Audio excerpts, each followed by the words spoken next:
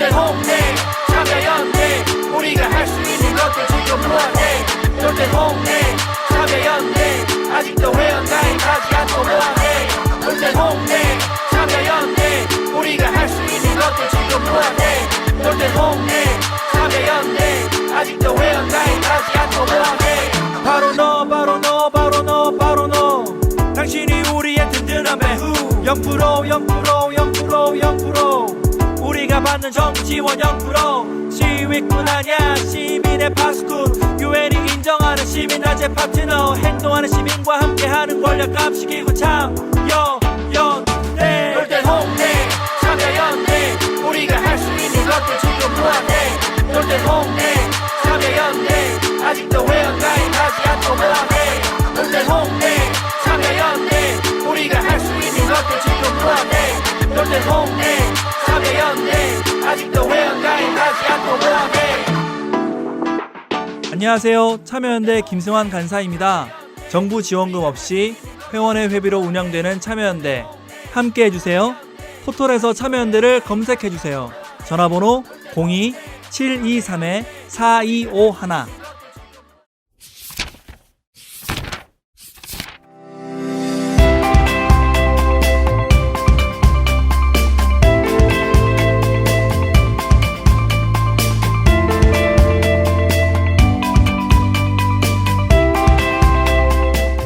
머리는 시원하게 뚫어주고 가슴은 따뜻하게 데워주는 책 이야기 팟캐스트 책 사이다. 안녕하세요. 팟캐스트 책 사이다입니다. 저는 진행을 맡은 바갈라딘이고요. 오늘도 황주부님과 김느낌님 나와주셨습니다. 안녕하세요. 네, 안녕하세요. 네, 안녕하세요. 네, 오랜만에 광고 한번 하고 진행할까요? 네. 저희 팟캐스트 책 사이다는 참여연대에서 제작하고 있습니다. 그건 너무 얘기를 안 한 것 같아서. 아니 근데 저희가 지금 녹음을 할 때는 그 뭐라 해야지 CM? 네네. 그걸 저희가 틀어놓고 하고 있진 않거든요. 저희 이제 팟캐스트 들으면 첫 번째 네. 나오는 CM이 너무 존재감이 강력해서 굳이. 네. 제 권유로 이제 듣는 친구들 몇 명은 처음엔 그거 너무 싫어하다가 아 진짜? 예. 그게 너무 좀 뭐랄까 약간 강요하는 느낌인데요. 그래서 이질감도 느껴지죠. 그렇죠. 그래가지고 너무 싫어하다가 이제는 왜 그런 거 있잖아요. 자기도 모르게 라디오 광고가 대부분 그렇죠. 예, 따라하게 되는 약간 그런 수준. 네. 그렇죠. 자기도 모르게 라디오 광고 따라서 노래 부르곤 하는데 옆자리에 사람 앉았을 때 그걸 깜빡하고 자기도 모르게 따라 부를 때 정말 당황스럽더라고요. 그렇죠. 너무 신나게 따라 부르잖아요. 참여연대 CM도 여러분들 많이 이렇게 흥얼거려 주시기를 외워주시기를 기대를 해보고요. 혹시 뭐 기분이 나쁘다거나 이러면 제가 대신 사과를 드리고요. 계속 듣다 보면 괜찮아진다는 거. 네. 저희 지난 39회 때는 네. 중독을 주제로 이야기를 나눠봤잖아요. 네. 참 재미난 이야기였습니다. 제가 그리고 나서 이제 주변에 이렇게 중독돼 있는 사람들을 좀 보니까 요즘에는 네.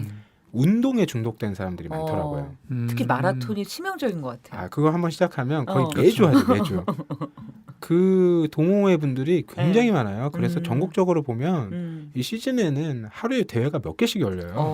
그리고 그게 약간 뇌과학적으로도 그 러너스 하이라고 네. 그 쾌락이 느껴지는 구간이 있대요. 너무 좋은 오르가즘이 느껴지는 그 구간이 있어서 뭐 그래서 아마 마라톤은 좀 많다고 하더라고요. 그래서 그 도로를 서로 점유하기 위해서 마라톤 동호회와 이 자전거 동호회가 그냥 치열하게 경쟁을 한다는 얘기도 있더라고요. 그뿐 아니라 요즘에 하여튼 그 몸을 이제 관리하는 것 예전처럼 막 몸짱이 되는 게 아니라 생존 체력이라고 하죠. 네네네. 워낙 운동을 할 계기가 없다 보니까 이제 그렇게 빠져들기 시작해서 운동을 거의 이제 생업처럼 하시는 분들이 굉장히 많더라고요. 그래서 그런 걸 아예 본인이 이제 강습자가 되는 경우들도 있고 특히 요가나 필라테스에 그런 경우가 굉장히 많더라고요. 처음에 취미로 시작했다가 어느 순간부터 그걸 자신의 업으로 삼고 있는 그냥 흥미롭더라고요. 그 운동이 아닌 경우에 그렇게 되는 경우가 흔한가 이런 생각이 좀 들고 뭐 책을 읽어가지고 그런 걸 할 수는 없잖아요. 굉장히 뭐 또 슬퍼졌습니다. 중독은 뭐 많죠. 커피 중독도 있고. 음. 근데 저는 약간 바갈라디님이 방금 말씀하신 케이스는 네. 좀 잘 되는 맛집 같은 느낌? 그러니까 자영업자가 한 100개 정도 있으면 맛집은 한 3개? 아. 97개 정도는 오히려 중독되고 싶은데 중독이 안 된 사람들. 그러니까 시간이 너무 많은데 내가 뭐 해야 될지 모르는 약간 이런 분들? 제 주변에도 그런 고민들 가진 분들이 많거든요. 그래서 대화 자체가 쉽지 않아요. 사실 저랑은. 왜냐면 저도 몰랐는데 저는 항상 하고 싶은 일들을 해왔던 사람이더라고요. 근데 제가 방금 이제 설명드린 그런 분들은 하고 싶은 일 자체가 없습니다. 그래서 그냥 우선순위에 따라서 TV를 보거나 이렇게 여가를 보내다가 뭔가 주변에서 다들 이제 바갈라디님 방금 말씀하신 것처럼 예. 막 필라테스를 하다가 강사로 뭔가 멋있어 보이잖아요. 이게 좀 몰두하는 이런 이미지가 네네. 그러다 보니까 나도 저렇게 좀 푹 빠질 수 있는 뭔가가 없나. 없죠. 그래서 이제 많은 사람들이 이제 취미 활동을 하는 게 이제 여행 많이 가고 네. 뭐 그런 것 같습니다.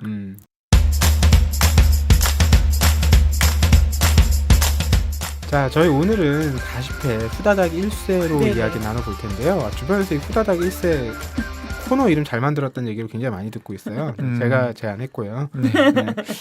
우리 후다닥 1세는 제가 신간도서 가운데 3권을 추천을 하고 네. 이 김느낌님과 황주부님께서 이 중엔 이거 얘기해보자 골라서 진행을 하게 되는데 제가 이번에 추천한 3권의 책은 이렇습니다. 첫 번째는 최연숙 작가라고 구술생에서 작업을 하시는 네. 분입니다. 이분의 신작인 할매의 탄생인데 이분이 2, 3년 전에 할배의 탄생이라는 책을 냈어요. 근데 그 책에는 이제 도시에서 살아가는 약간은 고립된 상황에 놓인 할아버지들 얘기가 네네. 담겨 있었어요. 근데 이번에 할매의 탄생은 우롱리라고 대구시에 있는 리인데 한국 전쟁도 피해간 그러니까 동막골 같은 곳이죠. 이런 곳에서 수십 년 동안 살아오신 이 6분의 할머니 얘기를 담고 있는데 이 사투리가 어마어마해요. 그래서 이 작가분도 이걸 이제 녹취를 한 다음에 막 소리 나는 대로 적었을 거잖아요. 그래서 여러 이제 그 사투리 전문가들에게 이럴 때 감수를 받고 굉장히 어려움을 겪었다고 하시더라고요. 근데 이 중에 가장 오래 사신 분이 결혼하면서 20살 때인가 이 마을에 들어오셔서 지금 90세 정도 되신 분이에요. 70여 년을 한 마을에서 네. 살아오신 분인 거예요. 와, 그런 분의 삶은 상상조차 안 되더라고요. 어떤 삶일지. 뭐 한 곳에서 사는 게 문제는 지금 직장 생활도 지금 몇 년만 해도 지겨워 죽겠는데 이런 생각을 좀 하게 되는 네. 책이었고요. 그리고 두 번째 책은 그럼 동물이 되어보자. 이 찰스 포스터라고 이 사람이 그 왜 노벨상의 그 좀 개그 버전. 그러니까 뭔가 좀 엉뚱한 것에 막 파고들어서 한 사람들에게 상을 주는 이그노벨상이라는 게 있습니다. 그 상을 탔던 사람이에요. 근데 이건 뭐냐면 제목 그대로 이 사람이 동물이 되어보는 겁니다. 뭐 이렇게 사슴이 사냥당하는 상황을 본인도 체험해보고 싶어서 그런 사냥터에 사슴처럼 들어가 있어 본다든지 뭐 이런 식의 시도를 하는 거예요. 근데 제 스타일이에요. 이 사람은 정말 제 스타일 아니에요. 속된 말로 해서 이런 시도를 이제 몸빵으로 많이 합니다. 근데 이 사람하고 같은 이그노벨상을 탔던 다른 사람이 있어요. 그 사람 책은 몇 년 전에 번역 출간됐는데 그 책은 제목이 염소가 된 인간이에요. 이 사람은 이 그럼 동물이 되어보자의 저자와는 조금 다르게 굉장히 과학적으로 접근합니다. 그 염소가 일단 사족보행이잖아요. 네. 그렇죠. 그래서 이런 걸 이제 알기 위해서 아하. 여러 가지 동물학자들이라든지 관절 연구가 이런 사람들을 찾아가서 막 이 얘기를 듣고 본인이 그렇게 사족보행할 때 염소처럼 느껴지고 움직일 수 있도록 장치들을 만들어요. 그래서 실제로 그 염소들이 아마 알프스 이렇게 넘어가는 그 계절이 있는데 그걸 따라서 똑같이 건넙니다. 그 장치를 하고요. 네, 그리고 이제 그 풀을 소화시켜야 되잖아요. 또 이 장치도 마련을 해요. 직접 우리가 풀을 씹어서는 소화해서 영양소를 만들 수가 없으니까 이걸 또 해주는 장치 같은 것도 마련을 하고 그래서 처음에는 염소들이 이 사람을 사람처럼 대하지만 나중에는 어느 정도 대화까지 가능했다 이제 믿을 수 있을지 없을지 모를 그런 상황까지 가는데 이 그럼 동물이 되어보자도 뭐 이런 유형의 얘기를 담고 있는데 결국에는 이런 책이 전하는 메시지가 그런 것 같아요. 그러니까 인간과 동물이 뭐 다르지 않다 이런 얘기를 하는 게 아니라 네. 인간이든 동물이든 그 자연에서 멀어졌을 때 굉장히 어색해지는 지점들이 있다. 그러니까 인간이 우리가 사실 그런 자연 속에서 살아가는 이 경험들이 굉장히 많이 없잖아요. 지금은. 그렇죠.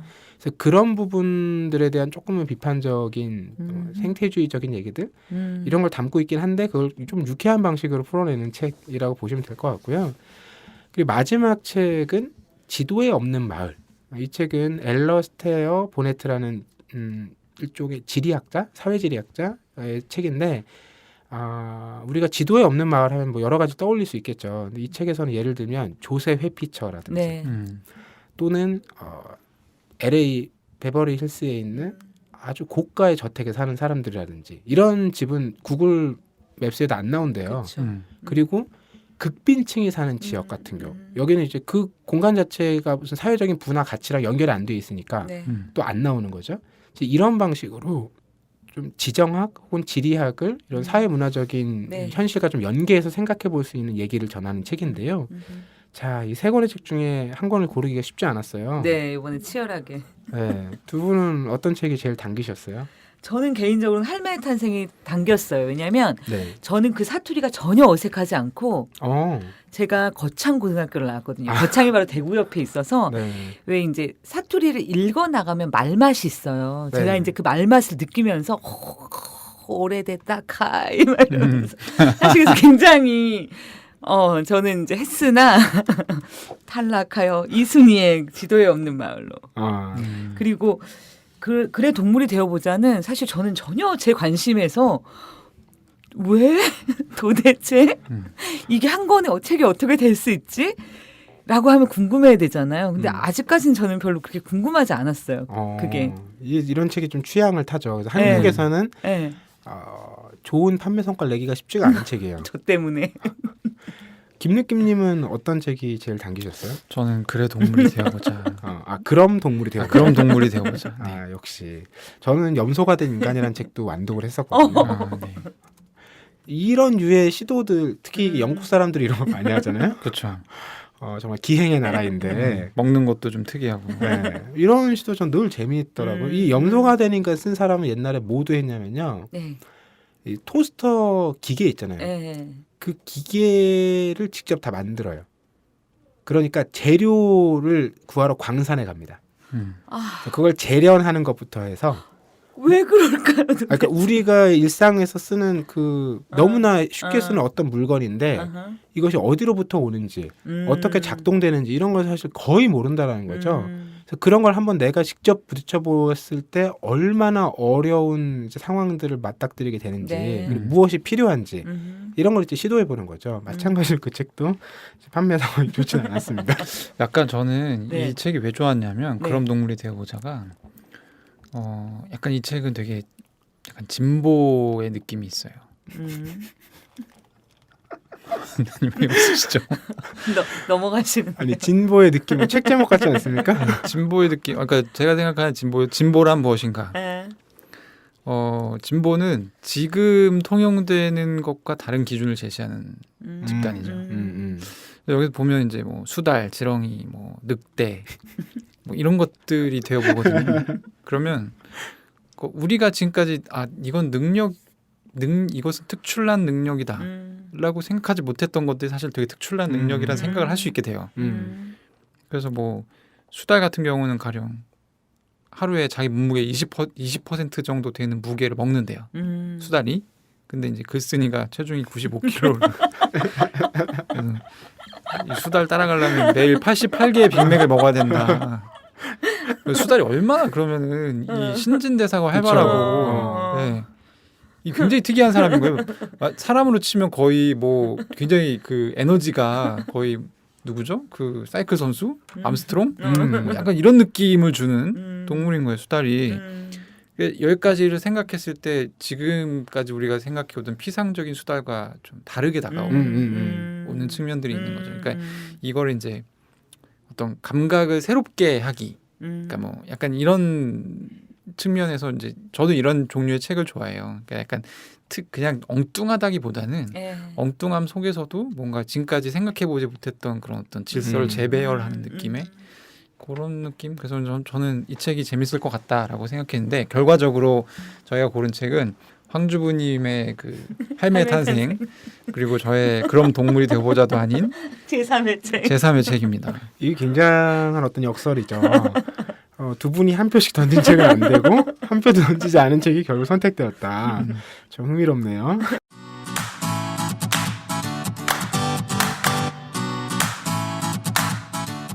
참여연대가 제작하는 책 이야기 팟캐스트 책사이다와 국내 유일의 아시아 전문 팟캐스트 아시아팟.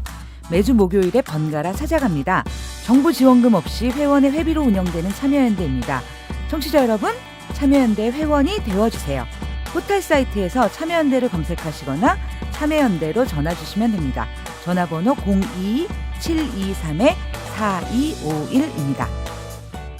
네, 저희 이번 후다닥 1수에는요. 지도에 없는 마을로 함께 이야기 나눠보겠습니다. 저번 후다닥 일세가 네. 이제 이혁진 작가의 사랑의 사랑. 이해 네.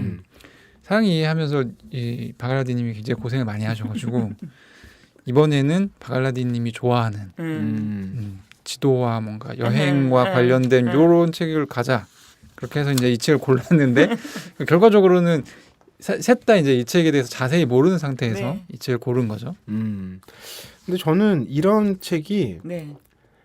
굉장히 유용하고 유효한 교양서다라는 생각을 해요. 네. 왜냐하면 이 책에서 얘기하는 많은 어떤 정치적인 문제들, 뭐 계층 간의 갈등 이런 것들을 그냥 처음부터 그런 책이다라고 얘기하는 게 아니라 어떤 구체적인 사례들을 네. 통해서 아 이게 재미난 어떤 지리적인 혹은 지도에 얽힌 얘기인데 아 따져보면 그 뒤에 이런 맥락들이 있구나 이런 걸 이제 뭐 어렵지 않게 우리가 볼 수 있는 이야기들이 담겨 있어서 뭐 대표적으로 그런 게 있죠. 여기 상파울로 얘기가 나오는데 그렇죠, 그렇죠.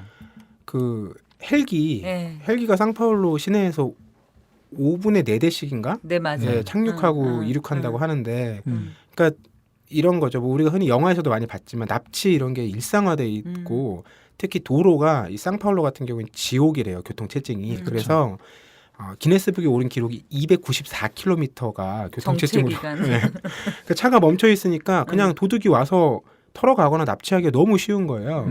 그러니까 이 경제력이 있는 사람들은 헬기를 통해서 이동을 하는 거죠. 근데 우리가 생각한 건 여기까지죠. 근데 이 책에서는 한 단계 더 알려줍니다.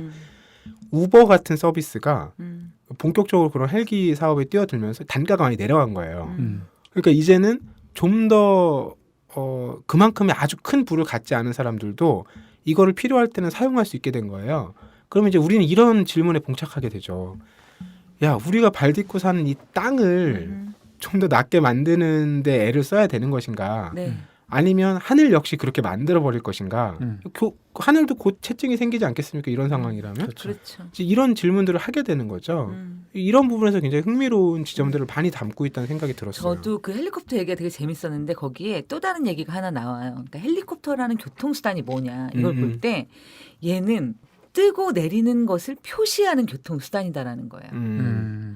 그러니까 단순히 그냥 빠르고 효율적으로 어디에 데려다 주는 것만이 아니라 너무나 소리가 크기 때문에 나 지금 내려. 그래서 그것을 이렇게 선언하는 어떤 거라는 거죠. 그래서 어떻게 보면 빈부의 격차라고 하는 부분이 그냥 여태까지 되게 보여지는 거잖아요. 그렇죠. 저 사람은 나와 달라가 아니라 정말 공감각적으로 그것들을 너무나 확연하게 선언하는 어떤 수단으로서의 그래서 되게 어떻게 보면 우리가 새로운 시각 혹은 이제 가려진 어떤 것들의 의미들을 되게 교과서적으로 많이 우리가 보잖아요. 근데 여기서는 약간 그 교과서적이라는 것에서 약간씩 벗어나는 재미있는 그런 시각들을 좀 볼 수 있는 되게 재미있는 소재가 많은 것 같아요. 뭐 이런 이슈도 기억나는데 그러니까 우리가 지구를 지금 다 안다고 생각하잖아요. 특히 지표면은 뭐 거의 아니 구글 어스가 바닷속도 보여주니까 모르는 게 없다고 생각이 되는데 이제 필리핀의 섬수 같은 경우 보면 정말 황당하죠. 그렇죠.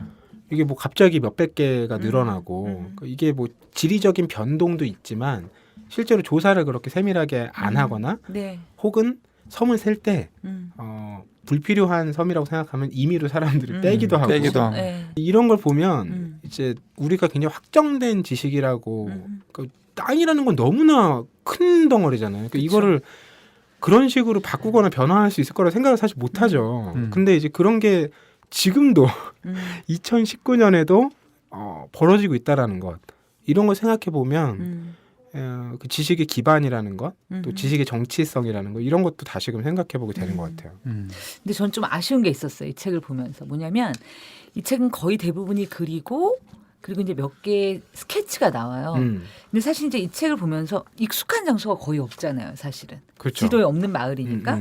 그래서 처음에는 저는요. 여기 나오는 장소를 그러니까 이미지로 찾아보면서 봤어요. 그러니까 되게 충격적이더라고요. 예를 들어서 그 군도들 나오잖아요. 네네. 처음에 그 뭐죠? 지금 그 중국이랑 그다음에 필리핀이랑 다 이제 그 군도를 가지고 서로 이제 영토나 뭐 이런 이제 하는 그 군도가 나오는데 여기서 막 섬을 설명하는데 모르겠는 거예요. 섬이 되게 인공적으로 생겼고 뭐 어떤 모양으로 생겼고 근데 이걸 말로 이렇게 하니까 머릿속에 안 들어오잖아요. 제가 찾아봤어요. 구글에 물어봐서 너무 충격적인 거예요. 이게 아니 그러니까 내가 알고 있는 섬이라는 모습과 너무 다른 무슨 어떤 거는 정말 딱 네모나게 너무 이상하게 만들어진 그래서 여기에 어느 정도 이미지가 들어갔더라면 훨씬 더 이 메시지가 조금 더 잘 전해지지 않았을까? 일부러 넣지 않았을까? 아니면 좀 그게 궁금했어요. 저는. 아마 의도적으로 안 넣긴 했겠죠. 그랬을 수도 의도가 있다고. 있었을 것 같은데 근데 그런 섬 진짜 찾아보면 깜짝 놀라죠. 정말 깜짝 놀랐어요. 이 대충 어떤 걸 떠올려 보시면 되냐면 팽이 같다고 해야 될까요? 그러니까 실제로 섬은 팽이가 서 있으면 그 바닥에 침 정도밖에 안 되는데 맞아요. 인공 구조물을 계속 만들고 부어가지고 예를 들어서 뭐냐면 그 섬 하나가 배 모양의 섬 같은 게 있어요. 그리고 이제 활주로를 만들어야 되기 때문에 T자 같은 너무 이상한 그러니까 이게 현실에서는 불가능하고 도저히 이렇게 만들 수 없는 모양의 섬들이 너무나 많이 있는 거예요. 그렇죠. 저는 또 이 책에 이 주제로 막 나눠져 있잖아요. 네네네. 그중에 유령과 환영이 떠도는 장소들이라고 있어요. 네네네네. 이게 머지않아 우리도 마주하게 될 장면들이라는 생각이 들어서 네. 이제 도시 공동화 현상 같은 거죠. 뭐 과거에는 잘 사람들이 다니던 네. 뭐 터널이라든지 혹은 상가지구라든지 이런 데가 있는데 네. 어느 시점부터 그런 게 이제 구도심이 되고 그쵸. 사람들이 가지 않기 시작하면 밤에는 되게 가기가 무서운 그렇죠. 이런 거 우리도 지역의 도시들에서 어렵지 않게 찾아볼 수 있거든요. 네. 그 이런 부분들을 우리가 또 어떤 식으로 앞으로 살펴봐야 될지 이런 것도 고민해볼 문제라는 생각이 들더라고요. 그러니까 여기 나오는 그 여러 가지 이슈들이 네. 우리가 잘 모르는 대부분 잘 모르는 어떤 구체적인 세계 어느 지역의 일이지만 네. 이게 한국에서도 비슷한 있을 일이 법한. 대부분 벌어지고 있거나 벌어질 법한 얘기들이라는 측면에서 맞아요. 이렇게 좀 떠올려 볼 만한 얘기들이 많은 얘기가 아닌가 그런 생각은 들었습니다. 저는 약간 이렇게 보통 이제 우리가 여행을 갈 때 어떤 생경함을 통해서 어떤 영감이나 어떤 기분 좋음 뭐 이런 걸 얻으려고 이제 가는 경우가 많잖아요.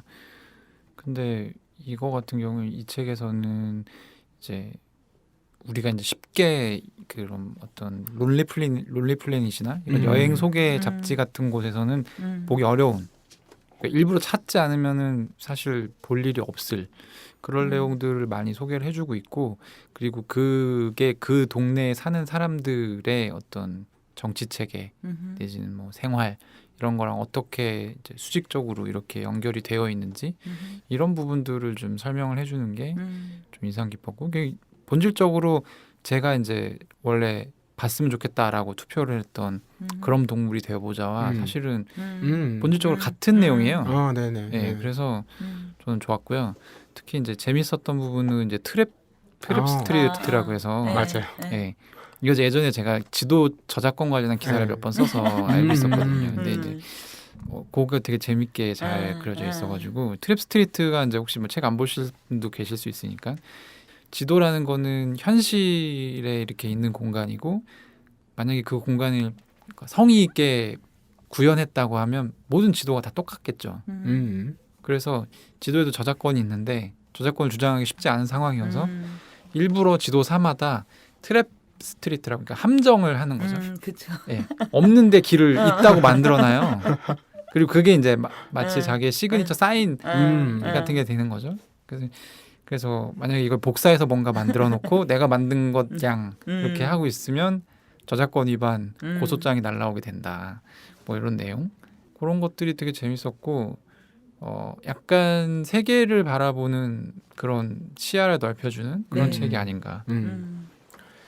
저는 제가 평소에도 차 네. 타고 다니면서 자주 생각했던 게 있어요. 이 책에 나오는 교통섬 얘기인데 그러니까 뭐 교차로와 교차로 네네네. 사이라든지 특히 네. 고속도로 생각해 보시면 인터체인지 옆에 인터체인지, 네. 예. 이렇게 중간에 끼인 빈 땅들이 많이 있잖아요. 그쵸.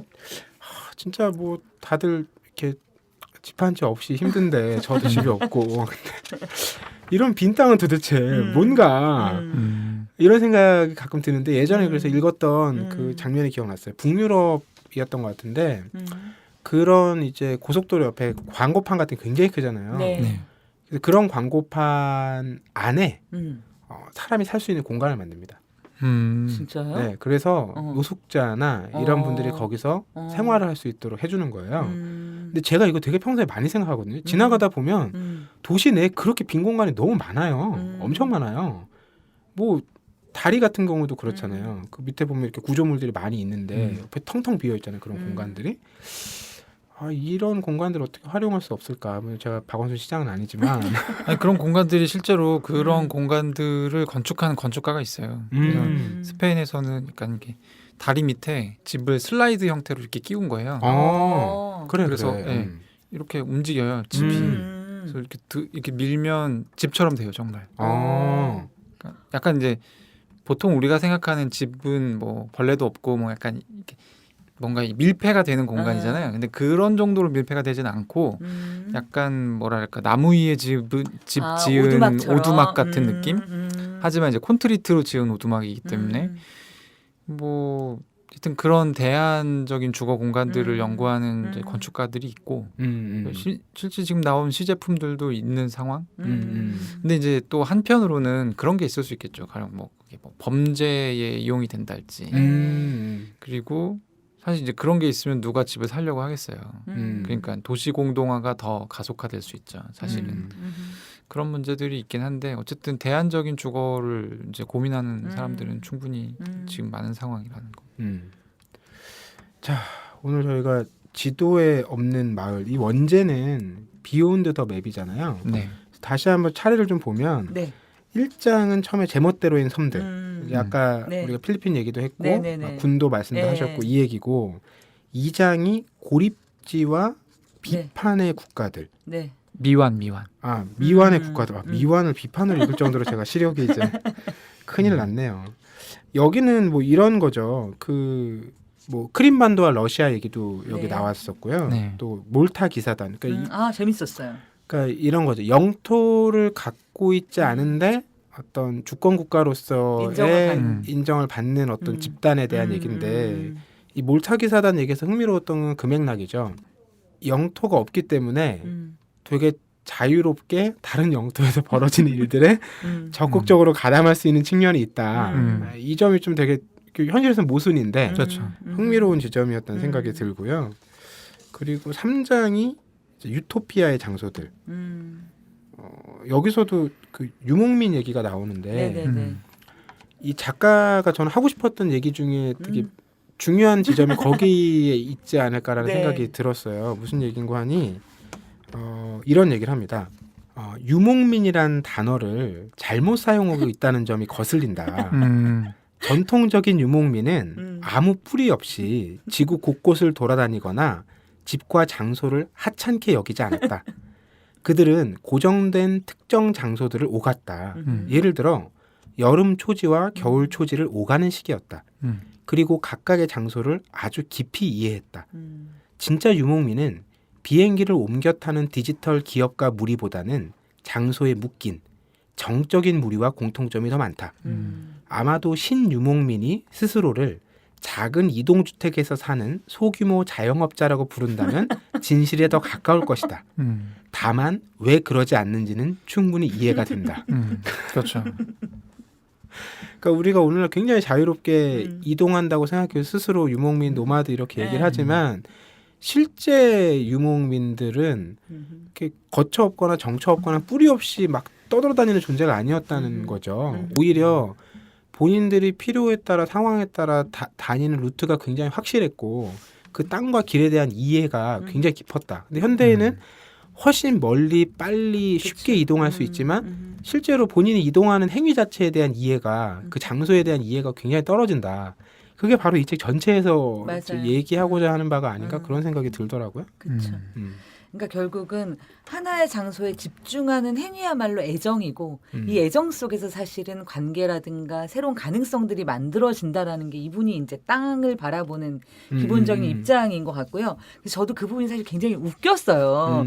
그러니까 어떻게 우아하게 이들을 깔까 약간 굉장히 우아하게 신노마드라고 본인을 자청하는 친구들에 대한 약간의 그래서 굉장히 그런 유머러스한 부분이 저는 재밌었고요. 그리고 저는 여기서 가보고 싶은 곳이 생겼어요. 어디요? 어디냐면은 롯가든. 롯가든. 왜요? 왜냐면요. 이렇게 여기에는 약간 재활용 도시들이 꽤 나와요. 여러 개의 재활용을 굉장히 잘하는 도시들이 나오는데 그 중에 하나가 바로 롯가든이에요. 이게 이제 인도의 펀잡주에 가면 찬디가르라고 하는 주도가 있어요. 이 주도는 누가 디자인했냐면 르꼬르비지에라고 우리가 너무나 전설적인 건축가. 건축가죠. 르꼬르비지에가 정말 모더니즘에 입각해서 아주 딱 이렇게 만든 계획 도시가 있고요.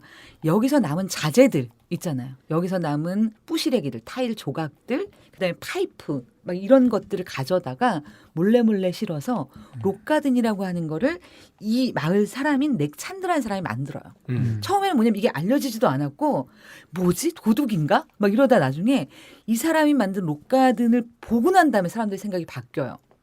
그 전까지는 막 이렇게 유명한 디자이너가 만든 대도시라니 여기에만 찬미를 보내던 사람들이 이 재활용품으로 만들어진 새로운 그렇지만 너무나 기발하고 감각적인 이곳을 보고는 와, 그러니까 그 이전에 우리가 동경의 대상으로만 가지고 있던 것과 또 다른 의미에서 정말 동경을 낳거든요. 근데 이 도시가 처음에 이제 이걸 이렇게 딱 장면을 보여주는데 뭐냐면 처음에 갔을 때 너무 불안했다. 뭐가 있는 것 같지도 않고 무슨 이상한 틈이 있어서 내가 괜히 왔나 봐. 가서 재미없으면 어떡하지? 여기까지 온 게 너무 아쉬운데 뭐 이런 종류의 이제 마음을 품고 있다가 그 틈으로 들어가고 난 다음에 너무 놀라운 광경이 벌어지는 거예요. 그래서 여기를 어떻게 표현해 놓냐면 더 많은 것을 발견하게 될 것이며 여전히 발견할 것들이 많이 남아있으리라는 깨달음을 얻게 됐다는 거예요. 그 순간에. 정해진 경로도 없고 해설판도 없고 진지한 설명도 없지만 너무나 감각적인 장소다. 여기가 사진이 없다 그랬잖아요. 이 책의 전체적으로. 근데 사진이 없는데 너무 욕망하게 되는 거예요. 도대체 어떤 곳일까? 이런 표현에 적합한 곳은. 저는 보통 사진이 없으면 네. 포기하거든요. 말빨로 채웠네 이렇게 생각을 하는데 네. 저 얘기를 좀 해보고 싶어요. 네, 어떤 얘기요? 이 책의 지도에 대한 얘기잖아요. 네. 이 지도가 종이 지도는 사라졌지만 우리가 어느 시대보다 지도를 가깝게 많이 보고 사는 지금 현대인들이잖아요. 네. 스마트폰에 다 지도들이 네. 여러 개 있으니까요. 그 지도 활용들을 좀 어떻게 재밌게 하시는지 뭐 사람마다 다르더라고요. 저는 3D 지도를 선호하지 않거든요. 근데 어떤 왜요? 사람은 내비게이션 볼 때 다 3D 지도로 보더라고요. 왜냐면 이해가 쉬우니까. 실사처럼 나오잖아요. 네, 그렇죠. 저는 그게 이해가 더 쉽지 않던데. 나도 안 쉬운데 그게. 그래요? 이게 전혀 다르더라고요, 사람마다. 그래서 이해를 못해요, 서로. 왜 그렇지? 그렇죠. 아니 3D 지도는 너무 현실 같아서 큰 거리가 안 보이지 않나요? 그러니까 약간? 불필요한 정보가 너무 많죠. 뭐냐면 전체적인 내가 가려고 하는 건 이 가게라기보다는 전체 큰 길에서 몇백 미터쯤 가서 우회전하고 이런 거를 보기에는 실사 지도가 나는 되게 불편한 것 같은데. 제가 예전에 다니던 회사가 네. 그 자동차 운전을 할 때 이제 도움을 주는 후드라고 하나? 허드라고 하나? 그 자동차 유리창에 이렇게 교통 정보 쏘는 거. 예, 쏘는 HUD. HUD. 그걸 이제 개발을 하고 있었어요. 네. 근데 이제 약간 이제 저희끼리 토론이 붙은 게 이건 물어보고 싶다. 내비게이션에 속도가 표시되는 게 좋으세요? 안 되는 게 좋으세요? 되는 게 표시가 좋죠. 되는 게 좋죠. 되는 게 좋죠. 네. 그러니까 여러분 저랑 같은 사람들이에요. 이 타인을 믿지 못하고 의심이 많은 족속들은 항상 그 조망하길 원합니다. 그러니까 이 3D 지도라는 거가 나온 이제 취지 자체가 뭐냐면 너는 알 필요가 없다는 거예요. 너는 이 전체적인 그림을 알 필요가 없어. 그냥 앞에 있는 것만 쫓아가다 보면 네가 원하는 목적지가 나올 거야. 그러니까 3D 지도가 나오게 된 맥락이에요. 말씀하신 대로 전체적인 길을 보기가 힘들잖아요. 네. 네네. 그럼에도 불구하고 당장 내가 지금 좌회전을 해야 되는지 직진을 해야 되는지 우회전을 해야 되는지를 더 명확하게 알려주는 지도가 방식이 3D 지도인 것이고 그리고 제대로 된 3D 지도의 철학을 구현한 이 내비게이션은 속도가 표시되지 않습니다. 필요가 없는 건가요? 속도는 과속 단속기가 네네. 있는 구간에만 나와요. 그 이외에는 네가 속도를 알 필요가 없다는 거지. 재밌네. 예, 약간 이런 맥락? 근데 하여튼 저는 3D는 너무 불편해요. 음. 너무 불필요한 정보가 많아서 막 시야를 가리는 것 같고 3D도 두 가지잖아요. 이렇게 막 이렇게 그 건물이 높이 이렇게 올려가는 그런 게 적용한 것도 있고 그렇죠. 그 지도를 찾을 때 그 항공 사진처럼 보여주는 네. 또 3D 지도가 네. 있어요. 네. 그러니까 건물 위에 녹색 그 방수된 것까지 다 보이는 그걸로 그렇게 찾는 사람들이 있더라고요. 근데 저는 그거 보면 너무 정신이 없거든요. 어디가 어딘지도 오히려 모르겠고. 근데 이제 앞으로의 방식이 어떻게 될 거냐. 네. 3D 지도로 갈 수밖에 없죠. 아, 그런가요? 그래요? 왜냐하면 이제 그 회사에서 지금 작업했던 제가 이제 중간 퇴사해서 결말은 모르지만 작업하고 있었던 것이 뭐냐면 일반 우리들이 보는 뭐 네이버 지도나 네. 뭐 카카오 지도 같은 거 있잖아요. 네네. 이렇게 보면 내가 출발지가 어디고 도착지를 딱 찍으면 이게 그려지잖아요. 그쵸. 네네. 이걸 3차원에 나타내는 거예요. 가령 예전에는 무슨 빌딩 이렇게 했을 수 있다고 하면 나중에는 빌딩에 뭐 801호 그러면 뭐 어느 엘리베이터를 타고 이걸 이제 좀 더 루트를 이동 루트를 자세히 알려줄 수 있겠죠. 그리고 이제 또 하나는 지금도 아마존에서는 일부 지역에 이제 드론 배송을 하고 있는데 지금은 사람이 배송을 하잖아요. 네네. 근데 앞으로는 이제 드론들이 많이 배송을 하게 될 거고 그래서 그걸 다 지정을 해주는 게 중요해요. 그러네요. 3차원은. 3차원. 네네. 예. 드론 보고 어디로 가라고 해야 될 거기 때문에 그래서 이제 네네. 아마 모든 아파트에 입구가 두 개가 될 거예요. 사람이 드나드는 문과 드론이 드나드는 문. 그래서 주소 체계도 그러니까 그래서 주소 체계 바뀐 거예요, 사실. 그래서 주소 체계도 뭐 지금은 뭐 철학 3길 사이다. 뭐 건물 뭐 이렇게 된다고 치면 그때는 뭐 그냥 6자리 정도로 36892 뭐 이런 식으로 좌표로. 이런 식으로 아마 되겠죠. 그래서 그런 이제 움직임이 2017년에 국토부에서 이제 하늘길이라고 해서 그거를 이제 만드는 작업을 시작했고요. 그렇습니다.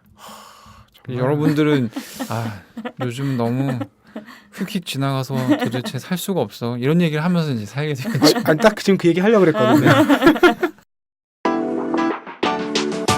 놀때 홍대 참여연대 우리가 할 수 있는 것들 지금 뭐하게 놀때 홍대 참여연대 아직도 회원가입하지 않고 뭐하게 놀때 홍대 참여연대 우리가 할 수 있는 것들 지금 뭐하게 놀때 홍대 참여연대 아직도 회원가입하지 않고 뭐하게 바로 너 바로 너 바로 너 바로 너 당신이 우리의 든든한 배후 0% 0% 0% 0% 우리가 받는 정부 지원 0% 시위꾼 아냐 시민의 파수꾼 유엔이 인정하는 시민단체 파트너 행동하는 시민과 함께하는 권력 감시기구 참여연대 놀때 홍대 참여연대 우리가 할 수 있는 것들 지금 뭐하게 놀때 홍대 참여연대 아직도 회원가입하지 않고 뭐하게 놀때 홍대 참여연대 우리가 할 수 있는 것들 지금 뭐하게 놀때 홍대 참여연대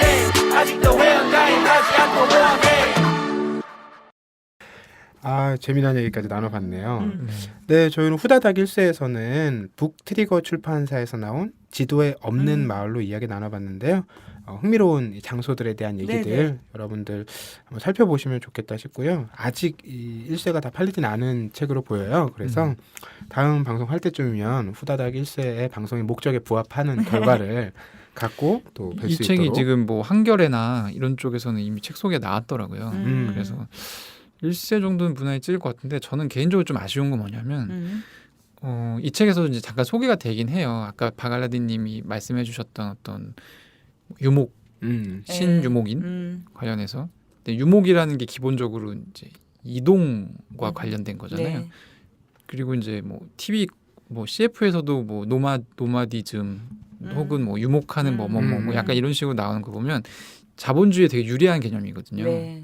그래서 지도에 없는 마을로 우리가 이동을 한다 내지는 지도에 없는 마을을 우리가 찾아본다 애써 그런 거에 대한 약간 의미가 좀 더 해설이 뒤에 이제 뭐 해제라던가 네. 이런 걸로 좀 붙어 있었으면 좋았을 것 같은데 그러니까 사실 이 책의 좀 단점 중에 하나는 뭐냐면 내가 이 책을 왜 읽어야 되는지에 대한 설명이 좀 부족하다. 좀 불친절하다. 예, 불친절한 측면이 있어요. 맞아요, 그래서, 맞아요. 예, 어쨌든 제가 설명했으니까 네, 다른 분들은 네. 맞아요. 사례 나열 외에 음. 그좀 전체 맥가 기반하고 있는 맥락들에 대한 설명이 아주 네. 소략하게 돼 있어서 그런 부분이 조금 김니끼님 말씀하신 네네. 부분들 공감이 가네요. 네, 저희 후다닥일세 오늘 이야기 함께 나눠봤고요. 저희는 또 다음 41회에 새롭고 흥미롭고 신기한 주제를 가지고 찾아뵙도록 하겠습니다. 고맙습니다. 네, 감사합니다. 감사합니다.